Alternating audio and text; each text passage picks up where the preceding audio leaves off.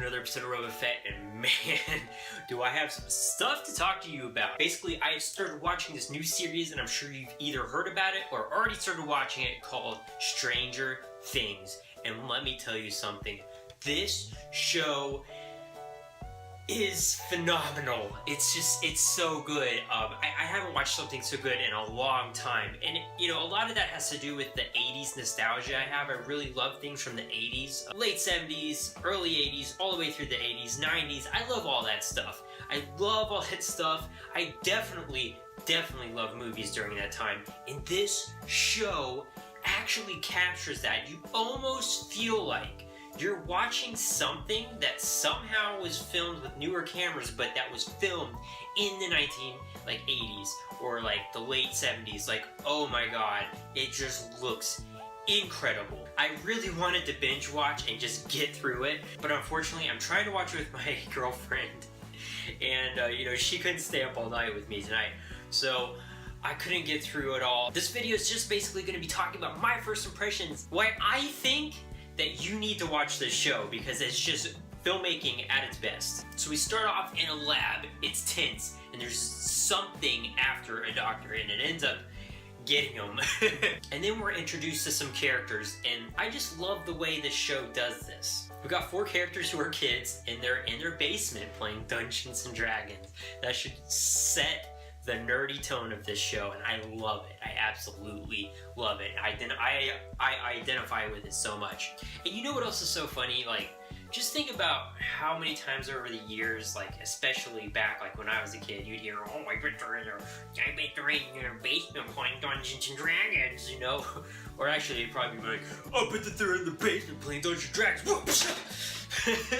But I mean, like, how many times did you hear that? And now it's like something that's like put in the show. Nerds are taking over the world, man. It's happened. The guys that are making this show, the Duffer Brothers, who are new on the scene, by the way, as far as I know, they've only actually made one other show called Hidden, which I haven't watched or heard of, but I can reassure you I'm going to be watching that after I get through binge watching this. But they know about like how to make something scary. Having something scary is not about a guy with a chainsaw busting through a wall, having all the tropes, everything that happens in a typical scary movie. Scariness is the unknown, what you don't know, what you can't see, what's dark, what's like not seen. That's what's really scary, the psychological things. When you're picturing like what is after the character, or like what could it be? What could it be capable of? What's it gonna do to the character? If these are things that you're asking yourself when you're watching a horror movie, you're probably watching a good one. Not even a horror movie, just something suspenseful in general. Winona Ryder is in this. She does a great job. It's good to see her. I had a big childhood crush on her, so it's really good to see her back and not playing Spock's mom. David Harbour, he plays the police captain, and I gotta say, this guy, his voice, like if you close your eyes, he sounds just like Harrison Ford. It's kind of creepy, but I think that he does a really fantastic job on the show. One of the main characters of the show, he has an older sister, and I swear to God, she reminds me of Sloane from Ferris Bueller's Day Off. And you know what? I think that that's what they were going for with her. Home run if that's the case, because I mean, just like I said, the 80s nostalgia of this movie, it makes you feel like you're watching something from the 80s, and you know, I just envision things. I envision where they were going. There's a point where there's an interaction between 2 characters. I'm sorry, I'm trying to keep this spoiler free, but there's an interaction between 2 characters. It reminded me of E.T.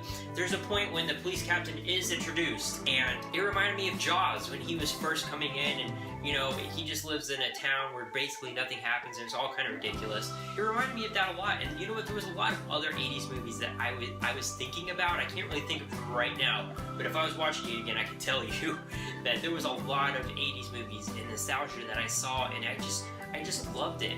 The intro to the show, oh my god, it's like something straight out of a John Carpenter movie. I love it.